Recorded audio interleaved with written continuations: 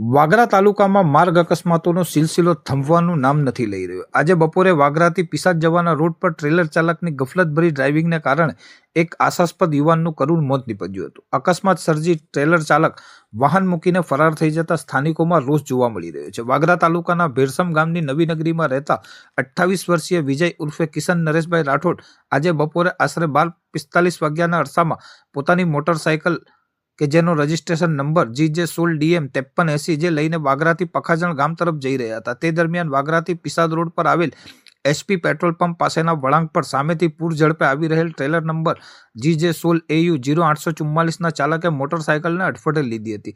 ટક્કર એટલી જોરદાર હતી કે વિજયના માથાના ભાગે તથા શરીરે ગંભીર ઇજાઓ પહોંચી હતી, જેના કારણે તેનું ઘટના સ્થળે જ કરુણ મોત નીપજ્યું હતું। અકસ્માતની ભયાનકતાનો અંદાજ એ વાત પરથી લગાવી શકાય છે કે પૂર ઝડપે આવેલ કાળમુખા ટ્રેલરની ટક્કર વાગતા જ 28 વર્ષીય વિજયની સ્પોર્ટ્સ બાઇકને કરુણ રીતે ફૂરચા નીકળી ગયા હતા।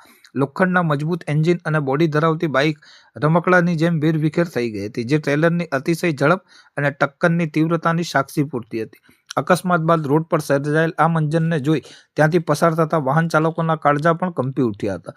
ઘટનાની જાણ થતાં જ વાગરા પોલીસ સ્ટેશનના પોલીસ ઇન્સ્પેક્ટર HB ગોહિલ અને તેમની ટીમ ઘટના સ્થળે દોડી ગઈ હતી અને મૃતદેહનો કબજો મેળવી જરૂરી કાર્યવાહી આરંભી હતી। મૃતકના પિતા નરેશભાઈ રણછોડભાઈ રાઠોડે અજાણ્યા ટ્રેલર ચાલક વિરુદ્ધ ફરિયાદ નોંધાવી છે। અકસ્માત સર્જ્યા બાદ ટ્રેલર ચાલક માનવતા નેવે મૂકી પોતાનું વાહન ઘટના સ્થળે છોડીને નાસી છૂટ્યો હતો। વાગરા પોલીસે ગુનો નોંધી આરોપી ચાલકની ધરપકડ કરવાના ચક્રો ગતિમાન કર્યા છે। એક યુવાન પુત્રના મોતના સમાચારથી ભેરસમ ગામમાં શોકનું મોજું ફરી વળ્યું છે।